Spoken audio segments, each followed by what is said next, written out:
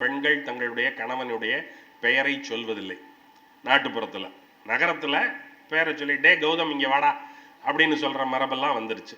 இப்போ நாட்டுப்புறத்தில் பெரும்பாலும் பெண்கள் கணவனுடைய பெயரை சொல்வதில்லை. அப்போ இது எங்கேருந்து வருது அப்படின்னா, ஒரு பழைய தொல்பழங்கால நம்பிக்கையிலிருந்து வருது, தொல்பழங்கால வழக்கத்திலிருந்து வருது. என்ன தொல்பழங்காலத்து வழக்கம் அப்படின்னா, பழைய சமூகத்தில் திருமண உறவுகள் எல்லாம் ஏற்படாத போது குடும்பம் என்கிற அமைப்பு உருவாவதற்கு முன்னால் யாரும் யாருடனும் சேரலாம் என்கிற ஒரு நிலை இருந்த ஒரு ரொம்ப பழைய சமூகத்தில், இன்றைக்கு நாம் குடும்பம் ஆகிவிட்டோம், ஒரு குடும்பம் ஒருவன் ஒருத்தி என்கிற நடைமுறைக்கு வந்து விட்டோம். ஆனால் ஆதி காலத்தை கருதி பாருங்கள். ஆதி காலத்தில் இந்த நடைமுறைகள் இல்லை. தாலி கட்டி கொள்கிற, திருமணம் செய்து கொள்கிற, ஒருவனுக்கு ஒருத்தி என்கிற நடைமுறைகள் இல்லை. அந்த காலத்தில் யாரும் யாருடனும் போகலாம். அப்போது கணவன் பெயரை சொல்லுகிற தேவை அங்கே இல்லை. ஏனென்றால் இவன் கணவன் என்கிற கட்டுமானமே அங்கே இல்லை. யாரும் யாருடனும் இருப்பார்கள். ஆகையினால் கட்டுமானம் இல்லாத காரணத்தினால் கணவன் பெயர் சொல்லுகிற வழக்கம் தொல் சமூகத்தில் இல்லை. பிறகு நிலைமை மாறி ஆணாதிக்க சமூகமாகி ஆண் 5 பெண்களை 4 பெண்களை மணக்கிற காலம் உருவாகிற போது அவர்கள் ஒரு கணவன் தான். கணவனுக்கு தான் உன் மனைவி யாருன்னா 4 பேர் இருக்காங்கன்னு பெயர் சொல்லணுமே தவிர, பெண்களுக்கு ஒரு கணவன் தான். அதனால பெயர் சொல்ல வேண்டிய தேவை அவர்களுக்கு ஏற்படவில்லை. ஏன்னா ஒருத்தன் தானே கணவன், யார் கணவன் என்னத்தை கேட்டு என்னத்தை பேரை சொல்றது? அதனால பேர் சொல்ற வழக்கமே இல்லை. இந்த மரபு தொடர்ந்து எப்போலிருந்து அப்போலிருந்து இன்னைக்கு வரைக்கும் தொடர்ந்து அப்படியே உள்ளுக்குள்ள ஊடாடி வருது. நாட்டுப்புற மக்கள் இப்போதும் கணவன் பெயரை சொல்வதற்கு தயங்குகிறார்கள் என்பது ஒன்று. ஆகையினால ஏதோ கொஞ்சம் முன்னாடி உள்ளது, நாகரிகத்திற்கு முந்தியது நாட்டுப்புற சமூகம் என்று கருத வேண்டாம். ரொம்ப பழைய நம்பிக்கைகளை உள்ளடக்கியது. 2வது உதாரணம், கொடும்பாவி எரிக்கிறது. யாரேனும் ஒருவரை நாம் விரும்பவில்லை, அவர்கள் அழிந்து போக வேண்டும் என்று கருதினால் அவர்களைப் போல ஒரு உருவ பொம்மையை செய்து அதை கொண்டு போய் எரித்து கொடும்பாவி எரித்தல் என்கிற ஒரு நடைமுறையை செய்வது இன்றைக்கும் அரசியல் கட்சிகளில் கொடும்பாவி எரித்தல் என்பதெல்லாம் செய்கிறார்கள். ஒரு வைக்கோல் பொம்மையை இழுத்து கொண்டு வந்து அதன் மேல் மண்ணெண்ணெயை ஊற்றி எரிப்பார்கள். கொடும்பாவி எரித்தல் என்பது பழைய நம்பிக்கை. ஒருவன் சாக வேண்டும் என்று கருதினால் அவனுக்கு செய்வினை செய்வது மாதிரி அவனுக்கு கொடும்பாவி எரிக்கிறது அப்படிங்கிறது. இந்த கொடும்பாவி எரித்தலை பற்றி அது இன்றைக்கும் நாட்டுப்புற சமூகத்திற்குள் ஊடாடி கொண்டே இருக்கிறது அப்படிங்கிறதுக்கு சான்று கண்மணிகிட்ட இருந்தே எடுப்போம். கண்மணி உயிர் தண்ணீர் அப்படின்னு ஒரு சிறுகதை தொகுதி எழுதியிருக்கிறார். அந்த உயிர் தண்ணீர் என்கிற சிறுகதை தொகுதியினுடைய முதல் கதை கொடும்பாவி. அந்த ஊரில் ஒரு சின்ன பையன், அந்த ஊரில் அம்மனுக்கு கூழ் ஊத்துற சாகை நடக்குது. அப்போ அந்த கூழ் ஊத்துற திருவிழாவை ரொம்ப நாள் ஒழுங்காக செய்யாமல் விட்டு இப்போது இருக்கிற இளைஞர்கள் முன்கை எடுத்து அதை செய்வதற்கு முன் வருகிறார்கள். மிகச்சிறப்பான ஏற்பாடுகள் எல்லாம் நடக்கின்றன. ஒரு பிரமாதமான கூத்து கலைஞரை கூட்டிகிட்டு வந்து கூத்து கட்டுறதுக்கு, காத்தவராயன் கூத்து கட்டுறதுக்கெல்லாம் ஏற்பாடு நடந்துகிட்டு இருக்கு. அப்போ இந்த மாதிரி ஒரு கொண்டாட்டமான சூழ்நிலையில் அந்த ஒரு முக்கியஸ்தரினுடைய மகன் வந்து நஞ்சை குடிச்சிட்டு செத்து போயிடுறான். செத்து போனவனா அன்னைக்கே அடக்கம் பண்ணிட்டாங்க. நாளைக்கு சாக, நாளைக்கு கூழ் ஊத்தணும், திருவிழா, எல்லா கொண்டாட்ட நடவடிக்கைகளும் நடக்கணும். இன்னைக்கு பையன் செத்து போயிட்டான். தீட்டுப்பட்டா எப்படி விழாவை நடத்துறது அப்படிங்கிற கேள்வி வருது. ஒரு கிழவி மாரியாயியை திட்டுறா. மாரியாயி இப்படி ஏதோ சின்ன பிள்ளைகளாக பார்த்து முன்கை எடுத்து ஒரு வேலையை செய்கிறாங்க, அதில் ஒருத்தனை கொண்டு போயிட்டிய, நீ விளங்குவியா அப்படின்னு அவர் எழுதின சொல்லு.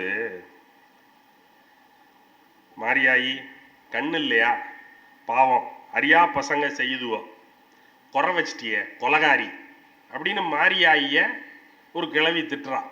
இதையெல்லாம் இன்னைக்கு இவர் வெளிப்படையாக எழுதினார்னா இவருக்கு எங்கேயாவது ஆப்பு வச்சுருவாங்க. மாரியாயிய கொலகாரின்னு சொல்றியா நீ அப்படின்னு. ஒரு கிழவிக்கு தன்னுடைய தெய்வம் விக்ரமாதித்தன், எனக்கும் என்னுடைய தெய்வத்திற்குமான உரையாடல் அப்படின்னு சொல்றது இருக்குல்ல. என் தெய்வத்தை நான் திட்டுவேன், கட்டி பிடிச்சிக்குவேன், கொஞ்சுவேன், என்னமும் செய்வேன், என் தலையில தூக்கி வச்சுக்குவேன், கீழே போட்டு உருட்டுவேன். என் தெய்வம், எனக்கும் என் தெய்வத்திற்குமான வழக்கு என்னுடையது. எப்ப நடுவில் ஒருத்தன் உள்ளுக்குள்ள வந்து இங்க பாரு நீ அங்கே நல்லு அப்படின்னு சொன்னானோ அப்ப அந்த தெய்வத்திலிருந்து எனக்கு ஒரு விளக்கம் வந்து விட்டது.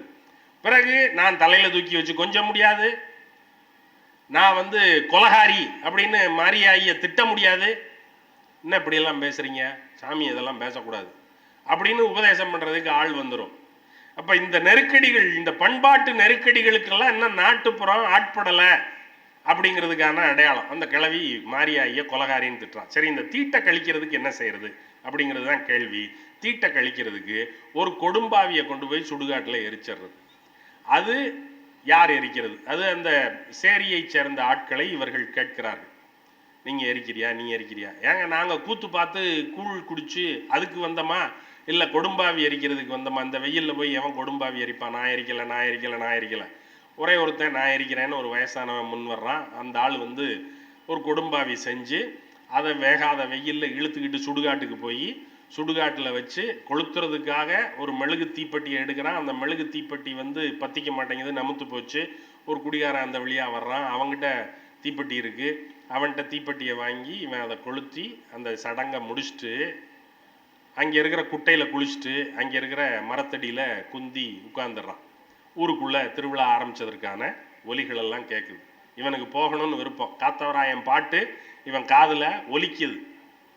அம்மா எனக்கு ஒரு மாலை வேணும், அம்மா வேணும் எனக்கு ஒரு மாலை, அம்மா வேணும் எனக்கு ஒரு மாலைன்னு காத்தவராயன் ஆரிய மாலையை அவங்க அம்மாட்ட கேட்குறான். அதை கூத்துல பாடுறாங்க. பாடுறத இவன் நினைக்கிறான், அடடா பிரமாதமாக இருக்குமே, நம்ம போலையே, கூழு வெங்காயமெல்லாம் நறுக்கி போட்டு நல்ல கெட்டியாக கொடுப்பானே, குண்டானில் வாங்கிட்டு வரலாமே, நம்ம குடிச்சிட்டு குண்டான்லையும் கொண்டு போயிருக்கலாமே, அதுக்கு வழி இல்லாமல் போச்சே, இங்கே வந்து உட்கார்ந்துருக்கமே அப்படின்னு நினச்சேன். நீ எந்திரிச்சு போக வேண்டியதானே? எந்திரிச்சு போக முடியாது.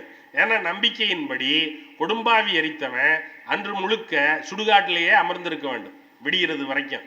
இடையில அவன் போனான்னா யாருக்காக அந்த கொடும்பாவி எரிக்கப்பட்டதோ அவனுடைய ஆவி இவனை அடித்து விடும் என்று ஒரு நம்பிக்கை. இவன் செத்து போயிடுவான் அப்படின்னு ஒரு நம்பிக்கை. அதனால இவன் சுடுகாட்டிலேயே உட்கார்ந்துட்டு இருக்கான். உட்கார்ந்துக்கிட்டு இருந்தவன் சரி எதுக்கு இவன் இந்த வேலையை செய்யணும், அவ்வளோ கூத்துலையும் கூழ்லையும் ஆர்வம் இருக்கிறவன் இந்த வேலையை ஒத்துக்கிட்டு எதுக்கு வந்தான் அப்படின்னா, அவன் 50 ரூபா கூலி கொடுக்குறேன்னு கொடுத்துட்டான். 50 ரூபா நோட்டை எடுத்து பார்க்கும்போது இவனுக்கு மனம் பூரிக்குது. இந்த 50 ரூபாய்க்கு என்ன அவ்வளவு நெருக்கடி அப்படின்னா, இவன் கொஞ்ச நாளைக்கு முன்னாடி ஒரு பட்டணத்தான் விற்கிற முந்திரி சாராயத்தை தன்னுடைய வீட்டுக்கு வந்த விருந்தாளிகளோட போய் குடிச்சிட்டான். குடிச்சது சாராயம், முந்திரி சாராயம். அதற்கான காசை கொடுப்பதற்கு அன்றைக்கு அவனிடத்தில் காசு இல்லை. விருந்தாளிகளோடு வேற போய் பெருமை பேசி குடித்து விட்டான். அவன் கேவலப்படுத்துறான். காசை கொடுக்கலைன்னா கதை வேற, காசு வந்தாகணும், இல்லைன்னா பாரு அப்படின்னு சொல்லிட்டு போயிருக்கான். இவனுடைய சுயமரியாதை உணர்ச்சி இவனை ரொம்ப தொந்தரவு செய்கிறது. ஆகையினால கொடும்பாவி எரிக்கிறேன்னு வந்து அந்த கூழ் குடிக்கிற கூத்து பார்க்கிற இன்பத்தை துறந்து விட்டு சுயமரியாதையை காப்பாற்றிக் கொள்வதற்காக கொடும்பாவி எரித்து விட்டு 50 ரூபாய் நோட்டை வைத்து கொண்டு உட்கார்ந்திருக்கிறான் என்று அந்த கதை முடிகிறது. சுயமரியாதையை அழுத்துகிற கதை என்றாலும் இந்த கொடும்பாவி எரித்தல் என்கிற ஒரு பழைய நம்பிக்கையை நாட்டுப்புறம் இன்னமும் தனக்குள் பொதிந்து வைத்திருக்கிறது என்பதற்காக அந்த கதையிலிருந்து. அப்போ இந்த மரணத்தை எதிர்கொள்வதற்குல, மரணத்தை எப்படி எதிர்கொள்றது? ஒருத்தன் செத்து போயிட்டான் அப்படின்னா தீட்டு கழிக்கிறது, அது இது இப்படியெல்லாம் போகுதில்லை.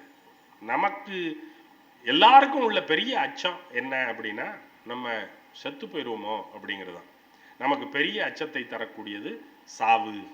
இந்த சாவு குறித்து இவர்கிட்ட ஒரு கேள்வி எழுப்பப்படுது. ராஜாராம் மோகன் ராய் கிட்ட ஒரு கேள்வி எழுப்பப்படுது. மரணம் உங்களுக்கு அச்சத்தை தருகிறதா? தரலை. ஒரு சின்ன வருத்தத்தை தருகிறது. என்ன வருத்தம்? நான் செத்து போய்விட்டால் நான் சிந்திப்பது நின்று போய்விடும். செத்து போயிட்டேன்னா நான் அதுக்கப்புறம் சிந்திக்க மாட்டேன். செத்து போயிட்டேன்னா அதுக்கப்புறம் நான் பேச மாட்டேன். நான் சிந்திச்ச கருத்துக்களை உங்களோட பங்கிட்டு கொள்ள முடியாது. அந்த சிந்தனை நின்று போய்விடும் என்பதுதான் எனக்கு வருத்தமே தவிர சாவை குறித்து எனக்கு அச்சம் கிடையாது அப்படின்னு அவர் சொல்றார். இந்த ராஜாராம் மோகன் ராய் தான் உடன்கட்டை ஏறுதல், சதி என்கிற வழக்கத்தை தடுத்து நிறுத்துவதற்காக போராட்டங்கள் நடத்தியவர். பிறகு லார்ட் பென்டிங் என்கிற ஆங்கிலேய ஆளுநர் இருக்கிற காலத்தில் 1829 இந்த உடன்கட்டை ஏறுகிற வழக்கம் நிறுத்தப்பட்டது. உடன்கட்டை ஏறுதல் என்கிற வழக்கம் வங்காளத்தில் மிக பரவலாக இருந்தது. வங்காளத்தில் இருக்கிற பெண்கள் எல்லாம் அதில் மேல் சாதி உடன்கட்டை ஏறல. இந்த உடன்கட்டை ஏறி செத்து போயிடுறதுங்கிற கருதுகோளை முன்வைத்தவர்கள் மேல்நிலை சாதியினர். நீங்க உடன்கட்டை ஏறி சதி செய்து கொண்டு கணவன் இறந்து போன பிறகு மனைவி கணவனின் பிணத்தோடு சேர்ந்து தானும் எரிந்து விட வேண்டும். அதே செதையில ஏறி எரிஞ்சு போயிடணும். அந்த பிணத்தோடையே சேர்ந்து எரிஞ்சிட்டா அதுக்கு பேரு சகமாரணம். அதாவது பிணத்தோடு எரிதல், உடன்கட்டை. அந்த கட்டையோட சேர்ந்து உடனா தானும் போயிட்டா அதுக்கு பேரு சகமாரணம், உடன்கட்டை. ஒருவேளை புருஷன் வெளியூர்ல எங்கேயாவது செத்து போய் அங்கேயே எரிச்சிடும். அப்பெல்லாம் ஊருக்கெல்லாம் கொண்டாட மாட்டான், அங்கங்கேயே எரிச்சிடுவான். அப்போ அங்கேயே எரிச்சிட்டாங்கன்னா பணம் இருக்காது. பணம் இல்லைன்னா இந்த அம்மா ஒரு பொம்மையை கையில் செஞ்சு வச்சுக்கிட்டு அது புருஷனாக கருதி, அல்லது ஒரு படத்தை எடுத்து கையில் வச்சுக்கிட்டு புருஷனாக கருதி, அது வந்து கடன் கட்டை. ஏன்னா ஒரிஜினல் கட்டை இல்லை இல்லை, அதனால இது கடன் கட்டை. இதுக்கு பேர் அணுமாரணம் அப்படின்னு பேர். 2 வகையில் பெண்கள் தங்களுடைய உயிரை மாய்த்து கொள்ள வேண்டும். ஏன் மாய்த்து கொள்ள வேண்டும்? ஏன் அவன் இருந்தா என்ன பிரச்சனை உங்களுக்கு அப்படின்னா, சாஸ்திரங்கள் அதற்கு சம்மதிக்கவில்லை. சாஸ்திரங்கள்ல பெண் உடன்கட்டை ஏறினால் 7 பிறவிக்கு அந்த குடும்பத்தில் வருகிறவர்கள் எல்லோரும் நற்கதி அடைவார்கள் என்று சாஸ்திரங்களில் சொல்லப்பட்டிருக்கிறது. அவெல்லாம் நற்கதி அடைகிறதுக்கு இந்த பொண்ணு ஏயா சாகணும்? எவனோ நற்கதி அடைகிறான், பின்னாடி வர்றவன் சித்தப்பேன், பெரிய பேரன், பேரனுக்கு பேரன், கொள்ளு பேரன், எள்ளு பேரன், இவெல்லாம் நற்கதி அடைகிறதுக்கு இந்த பொண்ணு இன்னைக்கு என்னத்துக்கு சாகணும் அப்படிங்கிற கேள்வி முன்வைக்கும் போது, இந்த பொண்ணு உயிரோடு இருந்தா, இது இளம் பொண்ணு, இந்த பொண்ணு உயிரோடு இருந்தா நாளைக்கு இதுக்கு ஒரு தொடர்பு ஏற்படும், ஒரு டெம்டேஷன் வரும், எதையாவது ஒன்றை செய்யும், எல்லா மரியாதையும் கெட்டு போயிடும். அதனால் இது செத்துறது தான் நல்லது அப்படின்னு சொல்லி இந்த பொண்ணுகளை உடன்கட்டை ஏற்றுறத சாஸ்திரோக்தமாக நம்முடைய தலையின் மேல் ஒரு சமயத்தை வைத்து கட்டுவதற்கு முயன்று கொண்டே இருக்கிற ஒரு குழு அதை சொல்லுகிறது. இதை செய்து கொண்டவர்களெல்லாம் யார்? இந்த உடன்கட்டை ஏறியவர்களெல்லாம் யார் என்றால் இடைநிலை சாதியினர், பிற்படுத்தப்பட்ட சாதியினர். இவர்கள்தான் இதை செய்து கொண்டார்களே. மேல்நிலையாளர்கள் இதையெல்லாம் செய்து கொள்ளவில்லை. அவர்கள் மொட்டை அடித்துக் கொள்வார்கள், வெள்ளை புடவை கட்டி கொள்வார்கள், அவர்கள் பேசாமல் இருப்பார்கள். ஆனால் கீழே இருக்கிறவர்கள் எல்லாம் உடன்கட்டை ஏறி சாவார்கள். இதற்கு வெள்ளைக்கார அரசு இதை தடுப்பதற்கு முடியாதா அப்படின்னா, அவன் ஒரு ரூல் மட்டும் வச்சான். ஒரு பொண்ணு தானா சம்மதிச்சாதான் உடன்கட்டை ஏறுறதுக்கு அனுமதி கொடுப்பேன். அது எங்கிட்ட அனுமதி வாங்கணும், மேஜிஸ்ட்ரேட், லோக்கல் மேஜிஸ்ட்ரேட்டு கிட்ட அனுமதி வாங்கணும்.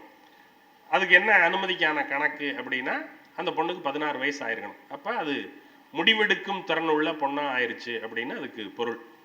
16 வயசாகி அது தானா முன்வந்து நான் உடன்கட்டை ஏற விரும்புகிறேன், அதற்காக இன்று உண்ணாவிரதத்தை தொடங்குகிறேன் அப்படின்னு சொல்லி ஒரு ஸ்டேட்மெண்ட் கொடுத்து அதை லோக்கல் போலீஸ் இன்ஸ்பெக்டர் வெரிஃபை பண்ணி, இந்த பொண்ணுக்கு 16 வயசுக்கு மேலே ஆயிடுச்சு, இந்த பொண்ணு தானாக முன்வந்து தான் சாக விரும்புகிறது என்று சர்டிஃபை பண்ணால் அதை ஏற்று மேஜிஸ்ட்ரேட் வந்து சரி உடன்கட்டை ஏறிக்க அப்படின்னு அனுமதி கொடுப்பாரு. அந்த அனுமதி சான்றிதழோடு அவர்கள் போய் உடன்கட்டை ஏறி சாகலாம். இது நடைமுறை. இதை ஒரு கல்கத்தாவில் இருக்கிற ஒரு வக்கீல், ஒரு ஜட்ஜு வந்து சரி அப்படின்னு ஒரு சந்தேகம் வருது அந்த கேஸில். அந்த பொண்ணு 16 வயசு இல்லை, திகம்பரி அப்படிங்கிற பொண்ணு இந்த அனுமதியை கேட்குது. வாலண்டரியாலாம் இல்லை, பொண்ணுங்களுக்கு எதையாவது போதைய கிதையை கொடுத்து அல்லது மல்லு கட்டி அல்லது கன்வின்ஸ் பண்ணி நம்முடைய குடும்பமே நல்ல கதிக்கு போயிடும், உன் தியாகத்தினால உன்னை சதி மாதா அப்படின்னு சொல்லி கும்பிடுவாங்க, சாமி ஆக்கிடுவாங்க, ஆகையினால நீ சாகு அப்படின்னு எல்லாம் கன்வின்ஸ் பண்ணி தான் சாகடிப்பாங்க, கட்டி வச்சு எரிச்சிருவாங்க. அப்போ அந்த பொண்ணு சரி அப்படின்னு சம்மதிக்குது. ஆனால் போலீஸ் இன்ஸ்பெக்டர் சொல்கிறாரு இதுக்கு 16 வயசு மாதிரி தெரியலங்க, 12 இல்லை 14 வயசு தான் இருக்கும் அப்படின்னா மேஜிஸ்ட்ரேட்டு, லோக்கல் மேஜிஸ்ட்ரேட்டு தயங்குறாரு. தயங்கினோடனே இவங்க பொண்ணத்தையும் பொண்ணையும் கூட்டிகிட்டு கல்கத்தாவுக்கு போயிடுறாங்க ஊர்வலமாக. கல்கத்தா மேஜிஸ்ட்ரேட்டுக்கிட்ட பர்மிஷன் கேட்குறான். கல்கத்தா மேஜிஸ்ட்ரேட்டு லோக்கல் மேஜிஸ்ட்ரேட்டுக்கு எழுதுறாரு, என்னையா ஆச்சு, இல்லைங்க பொண்ணு வயசு என்னன்னு சரியாக தெரியல, சந்தேகமாக இருக்குது, அப்போ இதை எப்படி தீக்கிறது? அந்த பொண்ணு உண்ணாவிரதம் இருக்க ஆரம்பிச்சிருச்சு. இவங்க சொல்கிறாங்க 5 நாள் ஆச்சு, புணம் செத்து அழுகி நார தொடங்கிருச்சு, பொண்ணு உண்ணாவிரதம் இருக்குது, நாசமாக போயிடும், எல்லாம் ஒழுங்காக அனுமதி கொடு அப்படின்னு எல்லாம் கும்பலாக உட்காந்துட்டு இருக்காங்க சுடுகாட்டில். என்ன செய்கிறது, சட்டம் ஒழுங்கு பிரச்சனை ஆயிருமோ அப்படிங்கிற நெருக்கடி வருது. அப்போ இவர் வந்து ஒரு பண்டிட்டை கூப்பிட்டு, ஒரு சாஸ்திர வல்லுனர் ஒருத்தரை கூப்பிட்டு அவர்கிட்ட கேட்குறாரு, இதுக்கு என்னங்க செய்கிறது? பொண்ணு மேஜர் ஆகிறதுக்கு 16 வயசு ஆயிருக்கணும்னு அவசியம் இல்லை. ஒரு பொண்ணு இந்திய மரபுப்படி என்னைக்கு வயசுக்கு வந்துருச்சோ அப்போ அது மேஜர் ஆயிடுச்சுன்னு அர்த்தம். அதனால் இந்த பொண்ணு வயசுக்கு வந்துருச்சு, ஆகையினால் இது 12 வயசா 14 வயசாங்கிறது பிரச்சனை இல்லை, இந்த பொண்ணு சாவதற்கு தகுதி உடையது. உலகத்தில் எங்கேயாவது ஒரு பொண்ணு வயசுக்கு வந்துருச்சுன்னா இது வாழ்வதற்கு தகுதி உடையதுன்னு தான் நம்ம மரபுகள்ல எல்லாம் வைப்போமே ஒழிய, இந்த பொண்ணு வயசுக்கு வந்துருச்சு ஆகையினால இது சாவதற்கு தகுதி உடையதுன்னு எவனாவது சர்டிஃபை பண்ணுவானா சாஸ்திரத்தில்? அவன் பண்ணுறான். அந்த சர்டிஃபிகேட்டை வச்சுக்கிட்டு இவர் சாகிறதுக்கு அனுமதி கொடுத்துட்றாரு. இது ஒரு கேஸ். இன்னொரு கேஸு டாக்காவில் நடக்குது. டாக்காவில் இருக்கிற ஒரு பொம்பளை, நான் சாகணும், என் புருஷன் செத்து போயிட்டாரு, நானும் உடன்கட்டை ஏறணும் அப்படின்னு சொல்லி ஒரு விண்ணப்பம் கொடுக்குது. அங்கே இருக்கிற மாரிசன் அப்படிங்கிற மேஜிஸ்ட்ரேட்டு ரொம்ப கிளவராக டீல் பண்ணுறாரு. புருஷன் செத்தது வெளியூரில், புருஷன் செத்தது நவாக்கலியில். நவாக்கலிங்கிறது டாக்காலேருந்து 5 நாள் தூரம். அங்கே ஏதோ வியாபாரத்துக்கு போனவன் அங்கே செத்து போயிட்டான். அவனை அங்கேயே எரிச்சு முடிச்சிட்டாங்க. அவன் செத்ததுக்கான ஆதாரம்னு ஒன்றும் இங்கே வந்து சேரலை. செத்துட்டாங்கிற தகவல் மட்டும் வருது, அடக்கம் பண்ணிட்டோம் அப்படிங்கிற தகவல் வருது. இந்த அம்மா வந்து நானும் சாகிறேன் அப்படின்னு சொல்லுது. மேஜிஸ்ட்ரேட்டுக்கிட்ட பெர்மிஷனுக்கு வருது. அம்மா வந்து வயசு 16க்கு மேலே, அதுக்கு 2-3 பையங்கெல்லாம் இருக்காங்க, அதனால் அது பிரச்சனை இல்லை. இப்போ மேஜிஸ்ட்ரேட் என்ன சொல்கிறாரு, நீங்கள் என்ன சாதி அப்படின்னா அவங்க வந்து பைத்யா அப்படிங்கிற சாதி. அந்த சாதி வந்து உடன்கட்டை நடைமுறையில் 4 சுத்த சாதிகள் மட்டும்தான் உடன்கட்டை ஏறி சாகலாம். சுத்தமான ஜாதி இந்த வர்ணம்னு சொல்லப்படுற 4 ஜாதி, அந்த 4 மேல் ஜாதி மட்டும்தான் உடன்கட்டை ஏறி சாகலாம். வர்ணம் இல்லை, 4 மேல் சாதி மட்டும்தான் சுத்த சாதி அப்படின்றான். நீங்கள் வந்து கலப்பு சாதி, அதனால் அனுமதி கிடையாதுன்றான். அவனுக்கு அனுமதி மறுக்கணும், ஆகையினால நீங்கள் கலப்பு சாதி அனுமதி கிடையாது அப்படிங்கிறான். இவங்க கடுப்பாயிட்டாங்க. ஏன்னா பைத்யா ஜாதிங்கிறது வங்காளத்தில் ஒரு செல்வாக்கான சாதி. அவர்கள் அரசியல் தளங்களில் பல்வேறு இடங்களில் செல்வாக்குள்ள வசதியுள்ள சாதியினர். ஆகையினால் இவங்க என்ன பண்ணுறாங்கன்னா, சாஸ்திர வல்லுநர்கிட்ட போய் மறுபடியும் சாஸ்திர வல்லுநர்கள் தான் எல்லாத்தையுமே ப்ளே பண்ணுறாங்க. சாஸ்திர வல்லுநர்கள்ட்ட போய் எங்கள் சாதியை கலப்பு சாதின்னு சொல்லிட்டான், கீழ்ச்சாதின்னு சொல்லிட்டான், என்ன நினச்சிக்கிட்டு இருக்கீங்க, நாங்கள் கீழ்ச்சாதியா, இப்போ என்னையா செய்யணுங்கிறேன், நாங்கள் உங்களுக்கு ஏதாவது கவனிச்சுக்கிறோம், நீங்கள் எங்களை சுத்தமான சாதின்னு சர்டிஃபிகேட் கொடுங்க அப்படின்னு கேட்குறான். சாஸ்திர வல்லுநரை அவங்க கவனிச்சாங்க. சாஸ்திர வல்லுநர் என்ன சொன்னார், பைத்யா ஜாதிங்கிறது 4 சுத்த ஜாதிகளினுடைய 4 சுத்த ஜாதிகளில் ஒரு ஜாதியினுடைய உட்பிரிவு, அதனால இவர்களும் சுத்த ஜாதி தான், மேல் ஜாதி தான் அப்படின்னு சர்டிஃபிகேட் கொடுத்துட்டார். எந்த சாஸ்திரத்தில் இதெல்லாம் போட்டிருக்கு? அப்போ சாஸ்திரம்ங்கிறதெல்லாம் இவர்கள் ஏதோ எழுதி வைத்துக்கொண்டு இவர்களுக்கு என்றைக்கு சலுகையும் வசதியும் வாய்ப்புகளும் வருகிறதோ அதற்கு தகுந்தாற் போல எல்லாவற்றையும் மாற்றுவார்கள். நாம் கோயில்களுக்குள் ஏன் தமிழர்ச்சனை செய்யவில்லை என்று கேட்டால் அது ஆகம விதிமுறை மீறல் என்று சொல்லுவார்கள். ஆனால் புத்தாண்டு அன்று இரவு 12 மணிக்கும் விடியவும் கோயிலை திறந்து வைத்துக்கொண்டு பூசை செய்வார்கள். அது எந்த ஆகம விதியில் இருக்கிறது? அப்ப நான் கேட்டா ஆகம விதி, நீ செஞ்சா உனக்கு வருமானம் வரும்னா அதுல ஆகம விதியெல்லாம் குறுக்கிடாது. அப்ப எனக்கு வந்தா தக்காளி சட்னி, உனக்கு வந்தா அது ரத்தம் அப்படிங்கிற நடைமுறை இன்றைக்கு நேற்றில்லை, பலகாலமாக தொடர்கிறது. சாஸ்திர வல்லுனர் அந்த சாதியை உயர் சாதி என்று சர்டிஃபை பண்ணாரு. உடனே மறுபடியும் வழக்கு மேஜிஸ்ட்ரேட் வருது, நாங்கள் சுத்தமான சாதி தான், உடன்கட்டை ஏறுறதுக்கு அனுமதி கொடு அப்படின்னு. இப்போ இவர் மேஜிஸ்ட்ரேட் இன்னொரு ட்ரிக் பண்ணுறாரு. என்ன அப்படின்னா, உன் புருஷன் செத்து போயிட்டாங்கிறதுக்கு எனக்கு ஏதாவது ஆதாரம் கொடுன்னு கேட்குறாரு. உன் புருஷன் நவாக்கலியில் செத்து போயிட்டான், அவன் செத்து போயிட்டான்னு நீ சொல்கிற, அவன் செத்து போயிட்டான்னு எனக்கு எப்படி தெரியும்? ஒருவேளை சாகாம அவன் திரும்பி வந்துட்டான்னா அநியாயமா ஒரு அப்பாவியை கொன்ற பழி எனக்கு வந்துடும் இல்லையா? ஆகையினால புருஷன் செத்து போயிட்டாங்கிறதுக்கு சான்று காட்டிட்டு செத்து அடக்கம் பண்ணி எரிச்சது உன் புருஷனைத்தான் அப்படிங்கிறதுக்கு எனக்கு ஆதாரம் காட்டிட்டு நீ உடன்கட்டை ஏறு அப்படின்றாரு. இதுக்கு ஆதாரம் எங்கேருந்து காட்டுறது? எரிச்சிட்டாங்க, அங்கே ஆதாரம்லாம் காட்ட முடியாது. அந்த அம்மா சரி போங்கப்பா அப்படின்னு இழுக்குது கேஸ். அந்த அம்மா மனசு மாறிடுச்சு, சரி போங்கப்பா நான் உடன்கட்டை ஏறலை அப்படின்னு விட்டுருச்சு. அப்போ 2 கேஸு, 2 ஜட்ஜு. ஒரு ஜட்ஜினுடைய மனத்தின்மை காரணமாக உடன்கட்டை ஏறுகிற பழக்கம் நிறுத்தப்படுகிறது, தடுக்கப்படுகிறது. இன்னொரு ஜட்ஜி ஈல்டாகிறதன் காரணமாக, உடன்பட்டு போவதன் காரணமாக அது நிறைவேற்றப்படுகிறது. தலைமையாக கற்க வேண்டியவர்கள் பெண்கள். வெறும் டிகிரி வாங்குற கல்வியை நான் சொல்லவில்லை. நீங்கள் ஒரு பட்டம் வாங்கி, ஒரு சான்றிதழ் வாங்கி, அதை கொண்டு ஒரு வேலையை வாங்கி, நீங்கள் உங்களுடைய காலை ஊன்றி நீங்களாக நடப்பதும் நிற்பதும் என்பது சிறந்தது, அதை செய்ய வேண்டியதுதான். அதை தாண்டியும் உங்களுடைய அறிவை வளர்க்கிற நூல்களை உங்க வாட்ஸ்அப்லையும் மற்றதுலையும் எல்லாத்துலையும் உங்களை கருத்தேற்றம் செய்து கொண்டே இருப்பார்கள். இன்னாருக்கு ஓட்டு போடு, இதை செய், அதை செய், எல்லாவற்றையும் வேறு யாராவது பக்கத்திலிருந்து சொல்லிக்கொண்டே இருப்பார்கள். பேக் சீட் டிரைவர் மாதிரி பின்னாடி இருந்து சொல்லிக்கொண்டே இருப்பார்கள். அந்த தளையிலிருந்து விடுபட வேண்டும் என்றால் நூல் பல கற்றால்தான் அந்த தளையிலிருந்து விடுபட முடியும். அறிவை பெறுவதற்கு, சிந்தனையை வளர்த்து கொள்வதற்கு, கேள்விகளை எழுப்புவதற்கு கற்பதை விட மிகச்சிறந்த வழி வேறு ஏதும் இல்லை. அதன் அடிப்படையில் தான் பெண்கள் கற்பதற்கான நிதி உதவிகளை எல்லாம் அரசாங்கங்கள் தொடர்ந்து செய்து கொண்டே இருக்கின்றன. ஒரு பெரிய வேலை இல்லையா? இடை நின்று விடாமல் தொடர்ந்து படி, உனக்கு 1000 ரூபா தர்றேன் அப்படின்னு சொல்லி இந்த பிள்ளைகளை எல்லாம் படிக்க வைப்பது என்பது சும்மா படிக்க வைக்கிறதா? அது அந்த பெண்ணினுடைய விடுதலையை நோக்கிய வழிகாட்டுதல் இல்லையா? அதனால ஒரு சமூகத்தை விடுதலை அடைய வைக்கிற அந்த வேலை, சமூகத்தினுடைய பேர்பாதி பெண்கள் இல்லையா?